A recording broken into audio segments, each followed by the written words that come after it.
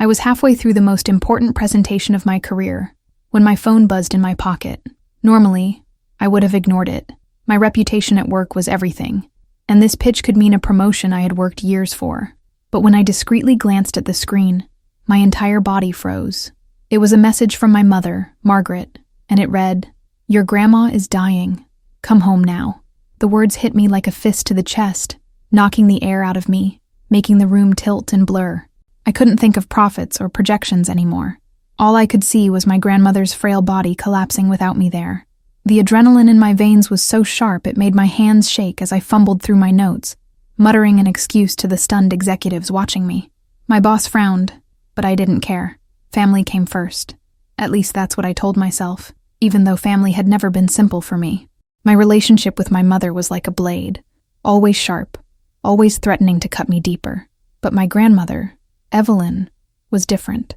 She had been my anchor, my comfort, the only true softness in a home filled with tension. The thought of losing her was unbearable. I left the conference room in a daze, the noise of my colleagues calling after me fading into a dull roar. My suitcase was already packed in my hotel room. I had been planning to leave the next day, but now every second felt stolen, every moment dragging me further away from her final breath. I booked the earliest flight without a thought to cost, and by the time the plane lifted into the night sky, my chest felt like it was caving in. I stared out the window, trying to pray, trying to prepare myself for grief, but my heart kept whispering, "You're too late." Memories of Evelyn kept crashing through my mind. Her hands, soft with age, always smelled faintly of lavender soap. Her voice, though fragile, carried a warmth that had soothed me through heartbreaks, failures, and the countless nights when my mother's harsh words made me feel small. Evelyn was the reason I hadn't completely severed ties with Margaret. Without her, my family felt like a house built on quicksand, ready to swallow me whole. I imagined arriving just as the doctors pronounced her gone, imagined her eyes closing without seeing me one last time, and the guilt carved deep into my chest. When the plane landed, I didn't stop moving. My heels clicked furiously against the airport floor as I rushed through the crowd, dragging my suitcase like it weighed 1,000 pounds. I called my mother repeatedly, desperate for updates, but she didn't answer. Panic clawed at me. Why wouldn't she pick up? Was she too busy with doctors? Was she crying too hard to speak? My imagination painted a dozen terrible pictures, each one worse than the last. My legs felt weak, yet I forced myself into the first cab I saw, blurting out my address like my life depended on it. The drive home was a blur of streetlights and shadows. Every second stretched longer, each stoplight an eternity I could hardly endure. The driver glanced at me through the rearview mirror, perhaps sensing my distress, but I didn't want to explain. How could I tell a stranger that I might be about to lose the only person who had ever truly loved me without condition? I clutched my phone in my lap, staring at that last message over and over, until the words blurred into streaks of light. I whispered to myself, "Please God, let me make it in time." Finally, the cab turned onto my street. My chest tightened as my house came into view, bathed in the pale glow of the porch light. I expected to see an ambulance outside, neighbors gathered in hushed concern, or maybe my mother pacing the driveway in tears, but the street was empty, silent. The stillness was so wrong it made my skin prickle. My heart pounded faster as we pulled up, and I shoved money into the driver's hand without waiting for change. Something inside me screamed that this wasn't right.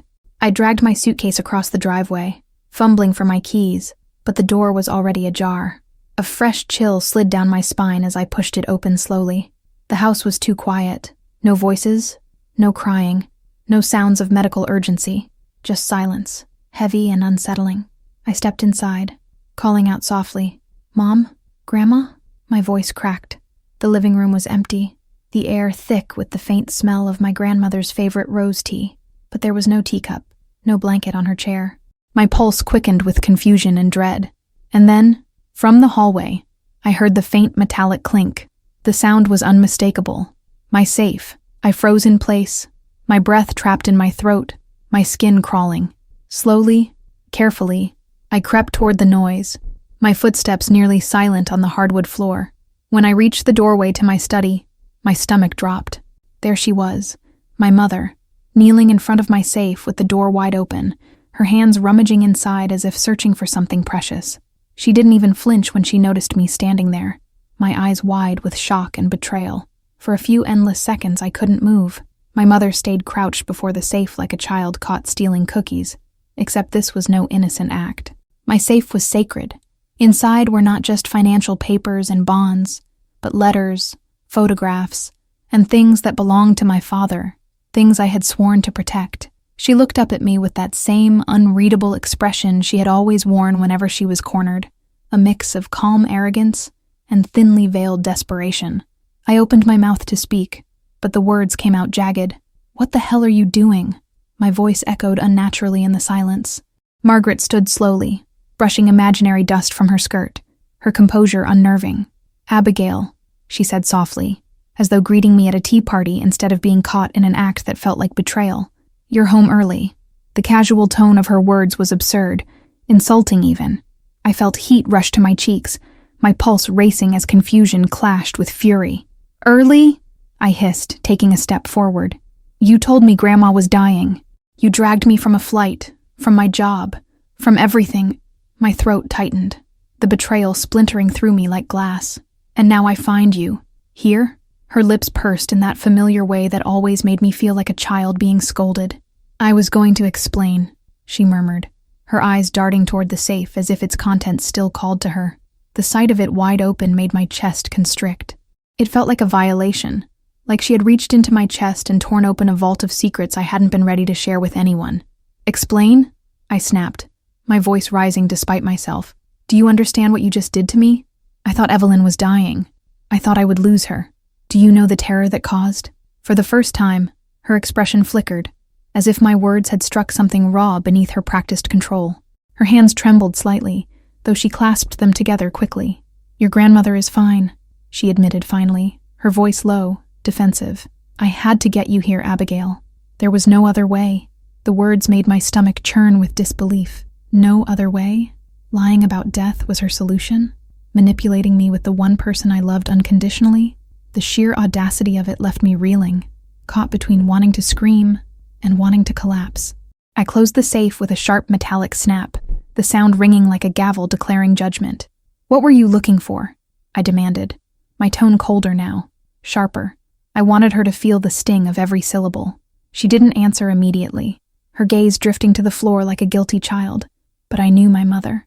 Margaret never did anything without a reason, and usually, that reason involved herself. "It's not what you think," she whispered, though the words only deepened my suspicion. My body ached with tension, each muscle coiled tight like a spring. Memories surged unbidden, memories of childhood nights when I'd found her rummaging through my drawers, searching through my school bag, never respecting boundaries. She always framed it as concern, as care, but I had learned young that it was control. And now, standing in my own home, watching her repeat the same violation in my adult life, I felt an anger that bordered on feral. "You always do this," I spat, tears burning behind my eyes. "You invade, you take, you manipulate. Wasn't it enough when I was a child? Now you come into my house?" My voice cracked, but I held her gaze firmly. Instead of denying it, she sank into the armchair near the desk, as though suddenly too weary to stand. Her shoulders slumped, her poise slipping. For a flicker of a moment, she looked less like the commanding woman I knew, and more like someone on the edge of collapse. "You don't understand, Abigail," she said hoarsely. "There are things you don't know, things that were never meant to fall on your shoulders. I didn't want you to get hurt." Her words were riddled with ambiguity, but all I could focus on was the contradiction. She had hurt me more deeply than anyone else ever could. I stepped closer, my hands trembling at my sides, every nerve screaming for answers. "Then make me understand," I said, each word deliberate, sharp. "Tell me why I had to abandon my job, why you shattered my peace with a lie, why you're here digging into a safe that doesn't belong to you. Tell me, Mother, before I call the police." The threat was half real, half empty, but the way her eyes widened told me she hadn't expected it. For once, she seemed at a loss, her mask cracking at the edges. I felt both satisfaction and terror at that. Her silence stretched heavy, unbearable, until she finally whispered, "I was looking for a letter." The words hit me with a strange chill, as though the temperature in the room had dropped several degrees. "A letter from your father." My breath caught, my heart stumbling. My father, David, had been gone for years, taken from us in what was always painted as a tragic accident. But in that moment, I realized with sharp clarity there were secrets in this house I had never been allowed to see, secrets that my mother would lie, manipulate, and steal to protect or to erase. I froze at her words, the air thickening between us. A letter. She had broken into my safe, deceived me with a cruel lie, just for a letter from my father? My pulse hammered as 1,000 questions tore through me, each heavier than the last. I had been 10 years old when my father died, too young to understand the layers of grief that wrapped around our family, too shielded from details that never made sense. Now, the suggestion that he had left something behind, something hidden, felt like a hand pulling at a loose thread in a tapestry I thought I understood. My eyes darted back to the safe, the shelves inside now exposed like a wound. I knew exactly what she was talking about. The small sealed envelope tucked in the back, never opened, left in my possession when my grandmother had quietly passed it to me years ago. She told me it had been my father's last request, his words preserved for me when I was old enough. I had never dared to break that seal, too afraid of what it might reveal. And now here was my mother, desperate enough to fake a deathbed emergency just to snatch it away. Margaret's hands fidgeted in her lap, her confidence unraveling as she spoke. "You weren't supposed to see it," she whispered, her voice thin. "He didn't mean it for you, Abigail." He was confused, angry at me. Her tone carried a pleading edge, like she was trying to rewrite the truth, even as it hung between us. But something in her eyes betrayed her. Fear, raw and unfiltered, the kind of fear that gnawed at her carefully built image. "Give it to me," she pressed, her voice sharper now. "It'll only hurt you." I laughed, a hollow, humorless sound that startled even me. "Hurt me? Do you have any idea what you've already done?" My chest heaved as I spoke, emotion choking each word. "You lied about Grandma. You broke into my safe. My throat caught, fury clashing with grief. "You've made me question every single memory of Dad. And now you tell me his final words, his last gift to me, are too dangerous, too painful." My voice cracked, but I forced myself to look straight at her. "No, Mother. You don't get to decide that anymore." She rose then, too quickly, her face sharp with frustration. "You don't understand," she snapped, her usual poise stripped bare. "Your father wasn't the saint you think he was. He left things undone, mistakes, failures. That letter will only poison the image you've clung to. Do you want that, Abigail? Do you want to remember him differently? Because once you read it, you can't go back." The desperation in her tone struck me like a slap, but beneath it I heard something else, something she didn't mean to reveal. Fear of being exposed. My stomach turned as realization clawed its way up my spine. This wasn't about protecting me. It was about protecting her. Whatever that letter contained, it wasn't an attack on my father's memory. It was a threat to hers. I felt cold all over, my body trembling though the room was stifling. "What are you hiding?" I demanded, my voice low, trembling with the weight of the question. "What did you do, Mother?" The words tasted bitter in my mouth, like poison. But once spoken, they filled the air like smoke, impossible to ignore. Margaret flinched just slightly, but enough for me to catch it.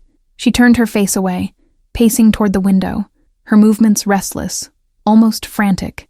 For a moment I saw her not as the towering, manipulative woman of my childhood, but as a cornered figure, terrified of what might come next.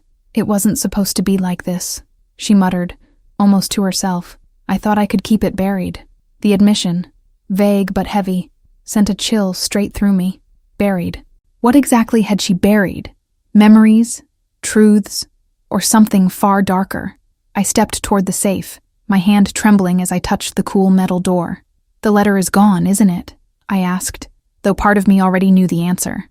Her silence confirmed it. My chest ached with a hollow, tearing grief. That envelope had been my last fragile connection to my father. The promise of words meant for me, words I had longed for but feared.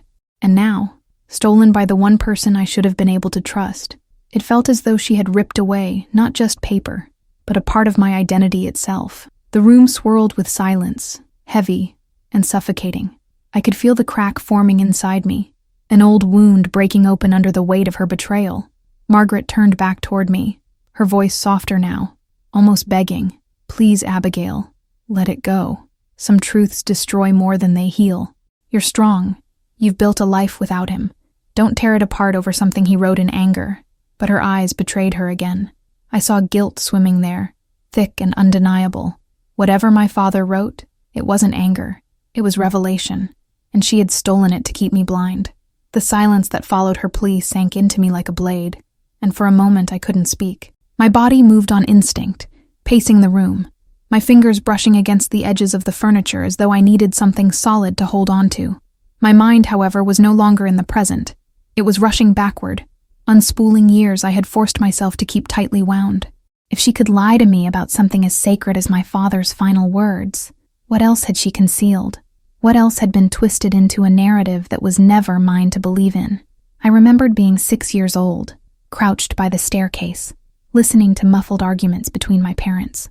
My father's voice was firm, desperate, almost pleading, while my mother's rose sharp and cold, like glass shattering in the air. I never understood their words, only the heat of them, the fear that made me hide in the shadows.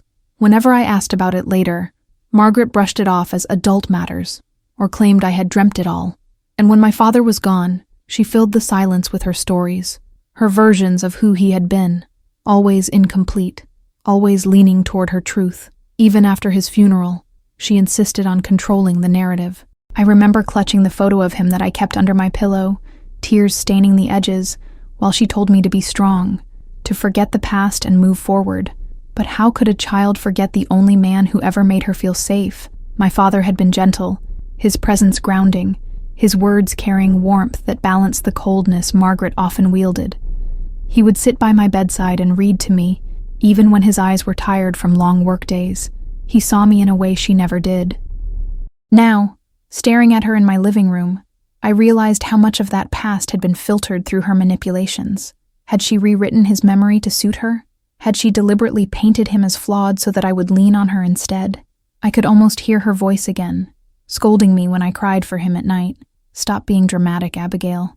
He wouldn't want you to wallow." Back then I thought she was strong, unshakable, someone I had to model myself after. But now I wondered if that strength was nothing more than control sharpened into armor, built to hide the truth. The missing letter pulsed in my thoughts like a heartbeat. What could my father have possibly written that made her so desperate to steal it? It wasn't money. He never had much. It wasn't instructions. My grandmother had always handled that. It had to be something personal, something meant to outlast the years of silence she had forced upon me. And if Margaret feared it, that meant it contained a truth strong enough to fracture her carefully constructed world. That realization sent shivers crawling across my skin. For the first time, I wasn't just angry at her. I was terrified of what I didn't yet know. I closed my eyes and recalled the day my grandmother handed me the envelope. She had taken my hands in hers, fragile yet steady, her gaze piercing mine with a quiet intensity. "This is his voice, Abigail," she had whispered. "Keep it safe. When you're ready, you'll know." I never forgot those words, even as the years piled on and I convinced myself I wasn't ready to face them. But now the choice had been stolen from me. Margaret had taken it, just as she had taken so many other moments from my life, deciding for me what I could or couldn't handle.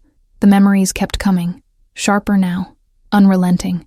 Birthdays where she promised my father would have been proud, yet her tone carried a bitterness that soured the words. School events where she stood rigid and silent, as though being there was a chore. Every achievement I celebrated felt dulled by her cool responses, while every mistake seemed amplified. And through it all, she reminded me that she had sacrificed everything for me, even when I was too young to measure what that meant. Was it sacrifice? Or was it the leverage she used to keep me tethered to her shadow? As I opened my eyes, Margaret stood across the room, her posture stiff, her arms crossed tightly over her chest. She looked less like a mother, and more like a defendant waiting for judgment. I realized then that our relationship had always been built on this imbalance. Me reaching for love, her withholding it as though it were currency. But now the stakes were higher. This wasn't about affection or approval. It was about truth, a truth she had gone to desperate lengths to bury. And if she was willing to break into my home and desecrate the memory of my father for it, then I had to know. I inhaled deeply, steadying my voice. "You've been rewriting my past for as long as I can remember," I said quietly, but with steel in my words. "But I don't need your version anymore. I need the truth, all of it." My heart pounded as I spoke, knowing this was more than a demand. It was a declaration that I would no longer be controlled by her stories. The missing letter wasn't just paper and ink. It was the crack in her armor, the one piece of him that she couldn't twist. And if it meant unraveling everything she had built, then so be it. Her eyes narrowed as if my words had pierced her skin, but she didn't flinch, didn't crumble the way I hoped she might. Instead, Margaret leaned back against the wall, arms still crossed, chin slightly raised, like a queen refusing to bow. "You don't understand what you're talking about," she said, her tone clipped, rehearsed. I had heard that phrase countless times before, as a child, whenever I dared question her rules or her choices. But now it wasn't about chores or curfews. It was about betrayal. It was about my father. It was about the truth she had stolen from me. I took a step closer, my voice trembling but resolute. "Then explain it. Make me understand why my safe is open. Why the one thing Dad left for me is gone. Tell me why you texted me about Grandma dying just to lure me home. Do you realize what you've done? Do you even care that I nearly lost my job rushing back because of your lies?" The words spilled out like poison, but beneath the fury was a wound, raw and gaping. She wasn't just a thief in that moment. She was the mother who had broken my trust for the last time. For a flicker of a second, I thought I saw guilt in her eyes. Her lips parted, as though she might finally confess. But then her mask slid back into place. "I did it for you," she said flatly, as if those words could erase the violation, the fear, the anger boiling inside me. "Everything I've ever done was for you." The audacity of it made me laugh, a sharp, bitter sound that startled even me. I had spent my whole life swallowing that excuse, letting it justify her coldness, her manipulation, her control. But this time it tasted like ash in my mouth. "For me?" I repeated, my voice cracking. "How is stealing from me, lying to me, breaking into my house for me? How is robbing me of Dad's words meant to protect me?" My fists clenched, nails biting into my palms as I struggled to hold myself steady. She shook her head, her expression hardening, but I could see her jaw tremble slightly. For the first time in years, she looked less like an unshakable wall, and more like a person standing on quicksand, desperate not to sink, and that desperation only made me push harder. "You don't know the whole story," she murmured finally, and her voice was no longer sharp. It wavered, cracked at the edges. "You've built your memories around him, Abigail, but you don't know what kind of man he really was." That letter, her words trailed off, and her hand reached unconsciously toward her chest, as though she could feel its absence there. My breath hitched as I realized this wasn't about money at all. This was about fear, fear of what he might have written, fear of what truths might rise from the grave to destroy her. The anger in me didn't dissipate. It grew sharper. "Don't you dare try to tear him down just to justify yourself. I do know what kind of man he was because I lived it. I remember how he treated me, how he made me feel safe, how he gave me love without conditions, and nothing you say can erase that." I expected her to lash back, to hurl accusations, but instead her face twisted, almost painfully, and she pressed her hands against her temples, as if my words were knives. "You think you know everything?" she whispered hoarsely. "But you don't. You never have." Her voice rose suddenly, a crack of thunder in the tense room. "Do you think he was perfect? Do you think he didn't make mistakes? That man left me drowning in debts, in secrets, in responsibilities you could never imagine. He abandoned me to clean up after his failures, Abigail. He left me with nothing but pieces to hold together. And you only ever saw the side he wanted you to see." The fury in her words collided with the grief in mine, and for a moment we stood in silence. Two wounded souls caught between love and loathing, mother and daughter bound by truths neither of us wanted to face. But the more she spoke, the clearer it became. This wasn't just about the past. It was about something specific, something she feared I might uncover. Her hands trembled now, her eyes darting toward the safe, as though its emptiness might betray her. "That letter," I said softly, my anger cooling into ice. "What did it say? What could he have possibly written that made you risk everything to take it from me?" She froze, her body rigid, and for the first time I saw true fear flicker across her face. She didn't answer right away. Instead, she sank onto the couch, her shoulders slumping, her hands wringing in her lap. The queen had fallen from her throne, and all that remained was a tired, frightened woman. "You wouldn't understand," she whispered, barely audible. "If you knew what was in that letter, you'd never look at him the same way again. And maybe you'd never look at me the same either." Her voice broke on the last word, and for once, there was no armor, no manipulation, only a hint of truth, trembling and raw, waiting to be revealed. The silence stretched so long I could hear the ticking of the old clock on the wall, each second hammering against my chest like a warning. I turned back to the safe, staring at its gaping mouth, the hollow darkness where my most private things had rested. I began pulling everything out, one by one. The folder with my old tax papers, a velvet box with jewelry my grandmother once gave me, even the silly keepsakes I kept, letters from college, concert tickets, photographs. They were all there, untouched. But the envelope, that sealed white envelope, the one with my father's handwriting across it, I didn't see it. My blood ran cold as the realization sank in. I froze, my hands gripping the edge of the safe so tightly my knuckles turned white. "Where is it?" I asked, my voice a whisper at first, then louder. "Where is the letter, Mom?" Margaret looked up from the couch, her eyes wide but empty of words. That silence, her refusal to even feign ignorance, told me everything. My breath caught, and a hot wave of anger surged through me, hotter than anything I had felt that night. This wasn't about jewelry or money, or even the safe itself. She had taken the one thing I could never replace. "You read it, didn't you?" I accused, my words shaking but sharp enough to wound. "You opened it and stole his last words from me. That was mine, not yours. He left it for me, and you knew it. You couldn't bear the thought of him talking to me one last time, so you ripped it away." My chest heaved as though my lungs couldn't take in enough air. Margaret flinched, and for the first time her face cracked wide open, not with defiance, but with guilt. She closed her eyes, her hands curling into fists. "I had to," she whispered, the words thin and fragile. My head snapped toward her, disbelief crashing into me like a tidal wave. "You had to," I repeated, incredulous. "You had to violate the only thing I had left of him? You had to rob me of the chance to hear his voice on paper? What could possibly justify that?" My voice broke halfway through, a raw sob tearing from my throat. I hated that she could still make me cry, hated that she had this power, hated that after everything, I still wanted an explanation, still wanted her to make sense. Margaret sat straighter, her eyes shining with unshed tears.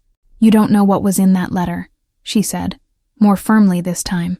"If you had read it, Abigail, it would have destroyed you. It would have destroyed the memory you carry of him, the man you think he was.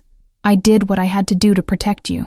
Her words landed like shards of glass, sharp and glittering with half-truths. Protect me.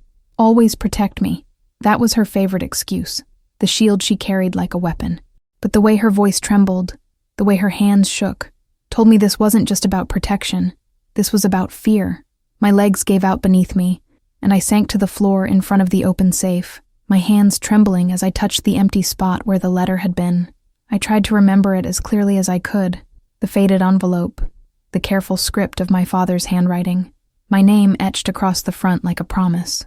I had been saving it for the right moment, for the day I felt strong enough to face the truth about his death, the truth about everything he left unsaid. And now, it was gone. My mother had taken from me not just words, but time, closure, the right to choose when to face the shadows of my past. I looked up at her, my eyes red, my voice hoarse. "You've lied to me my whole life, but this is unforgivable. Give it back, Mom. Whatever you read, whatever you think I can't handle, I need that letter." I expected her to break then, to hand it over, to admit she had made a mistake, but she didn't. Instead, she looked at me with a strange mixture of defiance and desperation. "It's gone," she said, her voice low. "You'll never see it again." My stomach turned violently, and for a moment, I thought I might collapse under the weight of her words. "Gone?" I echoed, my voice strangled. "What do you mean, gone?" Margaret pressed her lips together tightly, as if sealing them shut would keep the truth from spilling out. She wouldn't meet my eyes, staring instead at the carpet, the way a guilty child might after breaking something irreplaceable. Rage, grief, and disbelief swirled in me all at once. She had destroyed it, burned it, maybe, or hidden it where I would never find it. My father's voice, silenced forever by her hand. My fists shook at my sides, my heart thundering in my ears. In that moment, I realized something that chilled me more than her theft, more than her lies.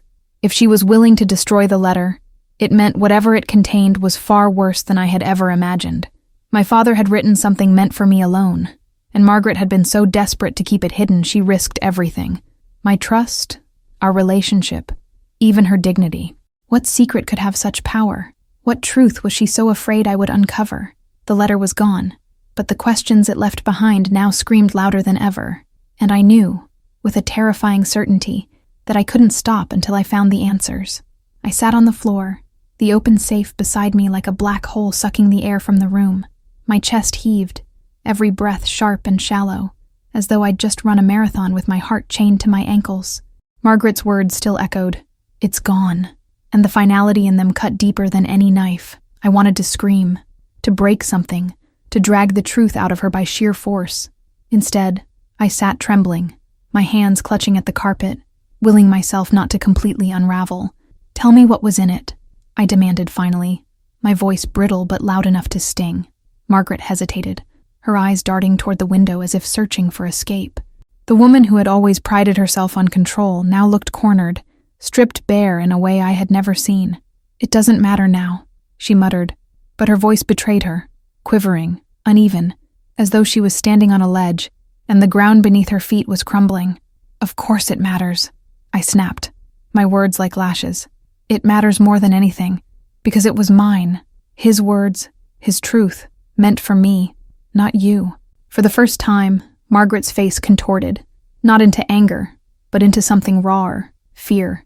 She rose from the couch and paced the room, her hands running through her hair as though trying to untangle her thoughts. "You don't understand," she said, almost pleading now.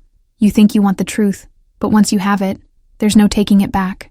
You'll see him differently, and it will destroy you. I couldn't let that happen. I won't let that happen." Her words cracked at the edges, a fissure in the mask she'd always worn. I felt tears burn at the corners of my eyes, but I refused to let them fall.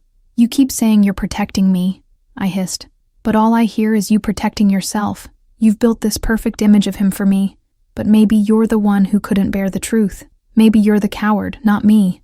The words sliced through the room, and Margaret flinched as though struck. For a long moment, she said nothing, only stared at me with wide, wet eyes. Then, in a trembling voice, she whispered, "You're right." The silence after those words was deafening. My body went rigid, every muscle locking as though my skin no longer belonged to me. Margaret sank back onto the couch, her hands trembling in her lap. "I was afraid," she admitted.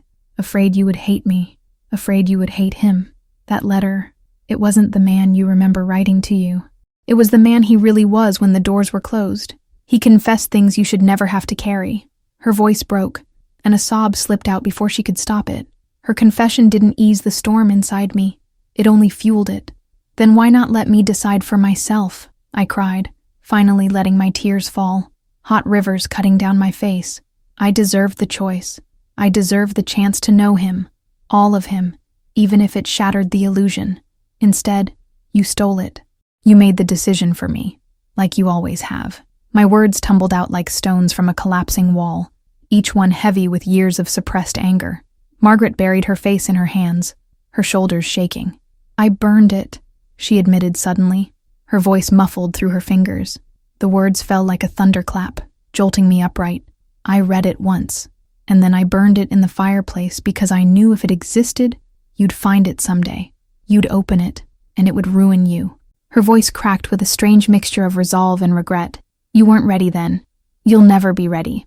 My heart slammed in my chest, a violent rhythm that made me dizzy. The letter was gone, truly gone. I stared at her, my mind a kaleidoscope of grief, rage, and disbelief. "You didn't just rob me," I whispered, my throat raw. "You killed him all over again. You erased his last words from existence."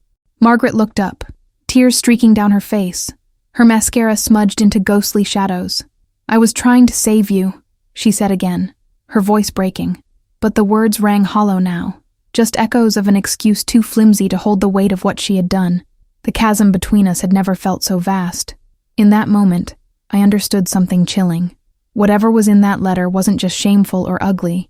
It was catastrophic. It was something my mother believed could destroy, not just my memory of my father, but perhaps our entire family's foundation. And if she was willing to lie, manipulate, and burn his words to keep it hidden, then I had to face the unthinkable. My father had secrets darker than I could imagine, and my mother was determined to bury them with her. But I also knew one thing with absolute certainty. I would dig until I uncovered every last piece. That night, I couldn't sleep. I lay in bed staring at the ceiling, the shadows of the room shifting with the faint glow of the streetlight outside. Margaret's confession replayed in my head on an endless loop. I burned it. The words clawed at me, suffocating me, leaving no space to breathe. I thought of the flames licking at the envelope, devouring my father's last words, his voice turning to smoke that vanished into the night. And I couldn't shake the sickening thought, had she burned the truth, or had she only burned her guilt? Either way, the ashes were all I had left. In the quiet of the early hours, I rose from bed, the weight of resolve anchoring my every step. If the letter was gone, then I needed another way to uncover what my father had wanted me to know. I dug through old boxes in the attic, sifting through forgotten photographs, brittle documents, and dusty keepsakes. Each relic was a fragment of a man I thought I knew, but the more I searched, the more I realized how little of him remained outside my memories, and perhaps that was Margaret's design all along, to starve me of clues, until all I had left was the version of him she wanted me to believe. I found a box marked with his name, Daniel Whitmore. Inside were faded college transcripts, letters of recommendation, and a journal half filled with scribbled notes. My heart hammered as I opened it, the inked words like whispers from another time. Most entries were mundane, musings about work, love, and life's disappointments. But as I flipped through the pages, I stopped cold at one entry. Scrawled at the bottom, nearly illegible, were the words, "If anything happens to me, Abigail must know the truth. Not Margaret, not anyone else, only her." My breath caught, and I clutched the journal like it was a lifeline. Those words ignited something fierce in me. Whatever Margaret had tried to erase, my father had wanted me to see. He had trusted me with his truth, not her, and she had betrayed that trust by silencing him. I flipped desperately through the rest of the journal, hunting for the truth he had promised me, but the pages after that entry were blank, empty paper, mocking me with their silence. A guttural frustration tore out of me, and I pressed the journal to my chest, feeling the weight of absence heavier than any secret it might have contained. The silence was its own cruel confession. Desperate for answers, I turned to another possibility. People. There had to be someone who knew pieces of the story, someone who could illuminate what my father had been too afraid or too silenced to write. I remembered his old friend Richard, a quiet man who had been at the funeral but had disappeared soon after. With shaking hands, I searched online until I found a phone number. I dialed, and after what felt like an eternity, his voice cracked through the receiver, aged but unmistakable. "Abigail, is that you?" The sound of his recognition made my heart clench. We met at a small cafe the next morning, the kind of place that smelled of burnt coffee and old secrets. Richard looked older, his hair gray, his eyes carrying years of unspoken sorrow. When I asked about my father, his face tightened, as though I had pressed against a wound still raw. "He didn't deserve what happened to him," Richard said softly, his hands trembling as they wrapped around his mug. "He trusted the wrong people. He trusted too much." I leaned forward, my chest aching. "What people?" I demanded. Richard hesitated, then whispered, "Your mother, for one." The words felt like ice plunging into my veins. My mind reeled, grasping at possibilities I wasn't ready to face. Richard lowered his eyes, his voice barely audible. There were business dealings, investments gone wrong, debts. He discovered things Margaret had done, things she didn't want exposed. He wrote that letter for you, Abigail, because he knew he might not survive keeping quiet any longer. My breath faltered, and I felt the world tilt. Margaret hadn't just stolen his last words.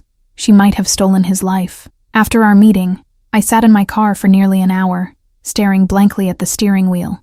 The pieces of the puzzle were no longer scattered. They were sharp, jagged, cutting into me with every connection I made. Margaret hadn't just burned the letter. She had buried the evidence of a betrayal so profound, it made me question everything about my childhood. The fights I had overheard between them, the suddenness of his death, the way she always deflected when I asked too many questions. It all lined up into a story I didn't want to believe, but it was there, whispering in the silence, demanding to be seen. When I returned home, Margaret was sitting in the living room, her face pale and tired. She looked up at me, her eyes searching mine with something I couldn't quite read. Fear, maybe, or a fragile plea for forgiveness. I didn't speak at first. I only stared, the weight of Richard's words heavy in my chest. Finally I asked, "What really happened to him?" Her face crumpled, and for a moment I thought she might tell me. But then, just as quickly, she hardened, her walls snapping back into place. "You need to let this go, Abigail," she said quietly, and in that instant, I knew the truth was buried far deeper than I had imagined. The storm outside rattled the windows as if nature itself demanded I confront what I had tried so hard to deny. I sat in my father's old study, the journal open before me, my trembling hands brushing over the blank pages, as though pressing hard enough might summon the words he never had the chance to write. Margaret's warning, "Let this go," reverberated in my skull, but I refused. I couldn't let it go, not when every bone in my body screamed that my father's death wasn't the quiet tragedy it had been painted as. I searched the room with manic precision, pulling out drawers, shifting books, and prying open compartments, desperate for something, anything, he might have left behind that had escaped Margaret's fire. At first, I found nothing but dust and forgotten papers, faded receipts, and broken pens. But then, hidden beneath the false bottom of his desk drawer, I discovered a small tin box, rusted at the corners, its lock broken, as if it had once been pried open in a hurry. My pulse quickened as I lifted the lid, expecting to find it empty like everything else. But instead, I saw a folded piece of paper wrapped in cloth to protect it. My breath caught. I recognized his handwriting even before I opened it.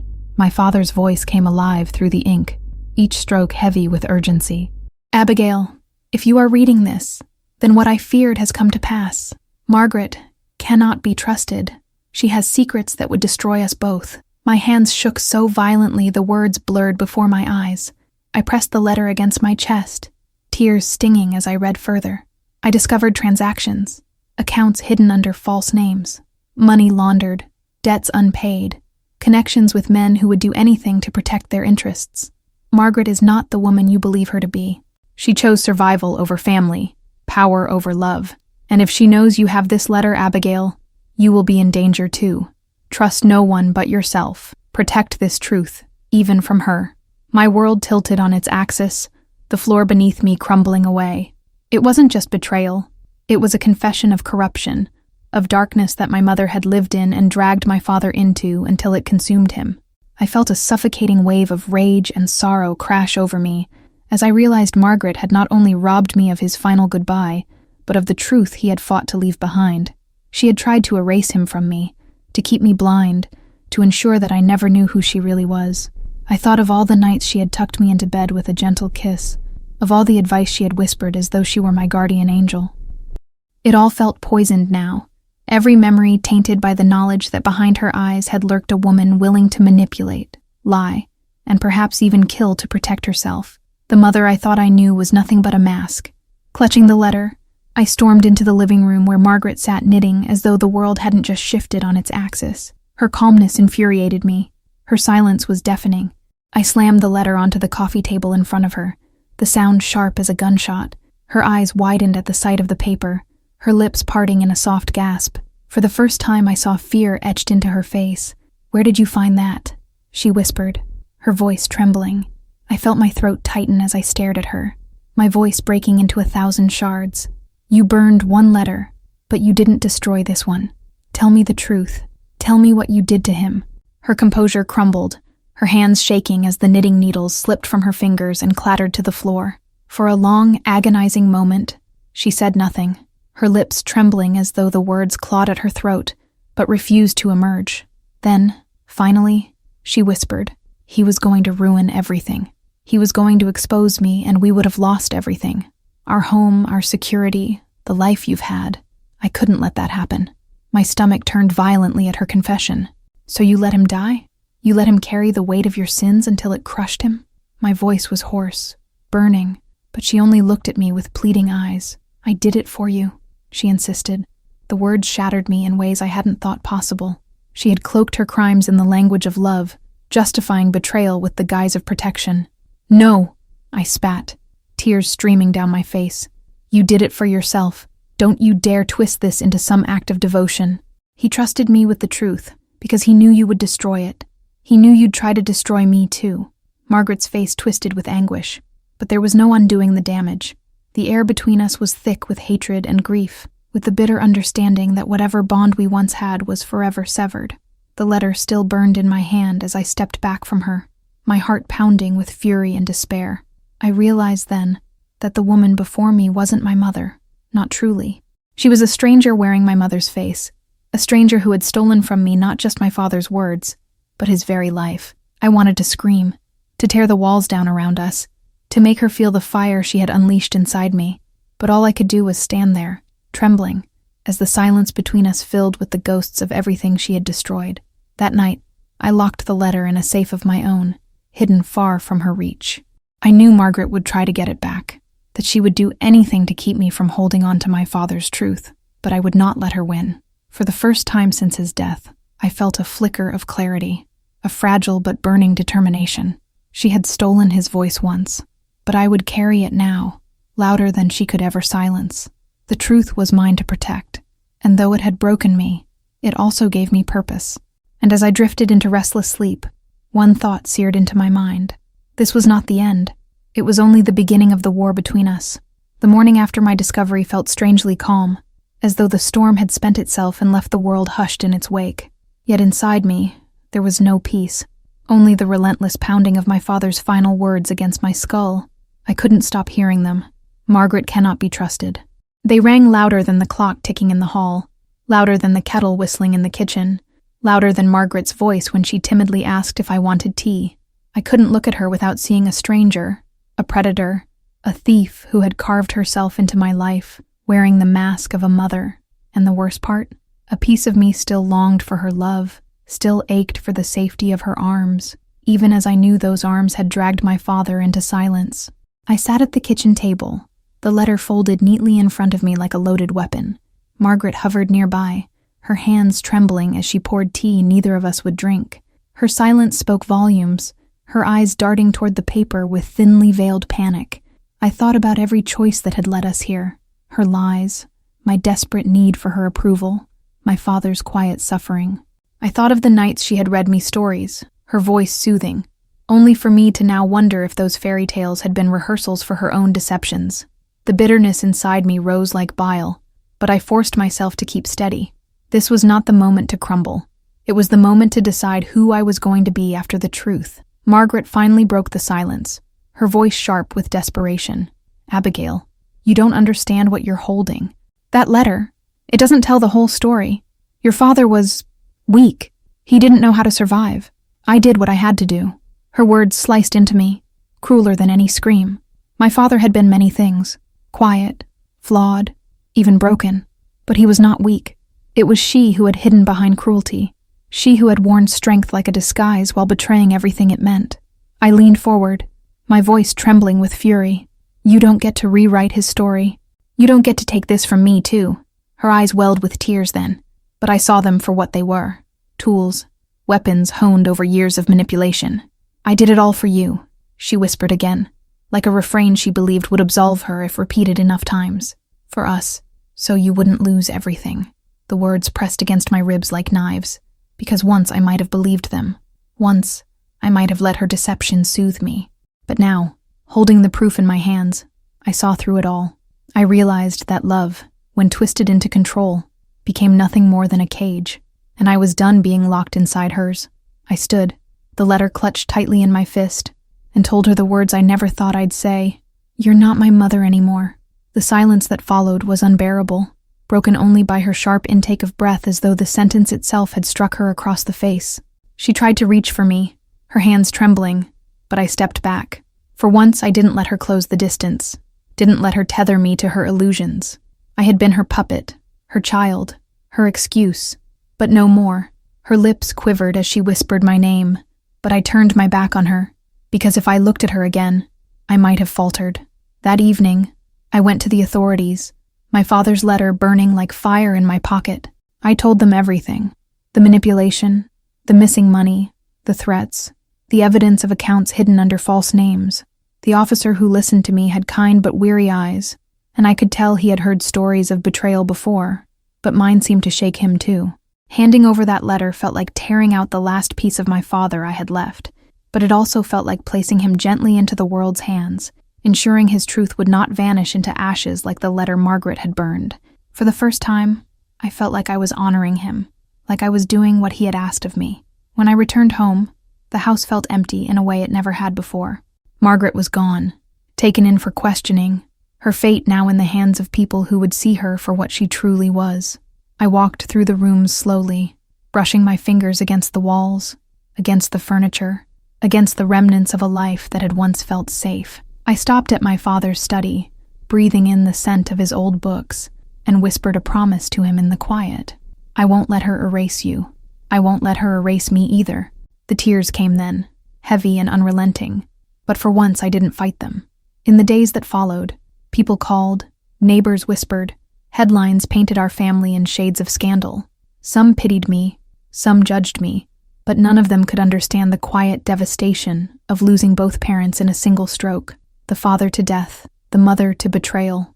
At night, I lay awake in silence, replaying every moment, every word, every smile that had once seemed pure. The memories still hurt, but they no longer trapped me. Instead, they reminded me of what I had survived, of the strength I had clawed from the ruins. I began to believe, slowly, that survival was not weakness, but proof of endurance. And so I stand here now, years later, still carrying the weight of what I learned in that house, but no longer letting it break me. My father's truth lives on through me, etched into every choice I make, every lie I refuse to accept. Margaret's shadow still lingers, but it no longer defines me. I am Abigail, not the daughter of her lies, but the keeper of his truth. And though the scars remain, they remind me of who I am and who I refuse to become. In the end, the betrayal that nearly destroyed me became the fire that forged me. And that, I know now, is the legacy I choose to keep. If you've walked with me through this storm, if you felt the weight of my choices and the sting of betrayal, then don't let this be the end. My story is just one of many, and every truth I share comes with scars and lessons I hope you'll carry with you. Subscribe to the channel, stay with me, and let's keep uncovering the hidden corners of life together. Because sometimes, the stories we fear the most are the ones that set us free.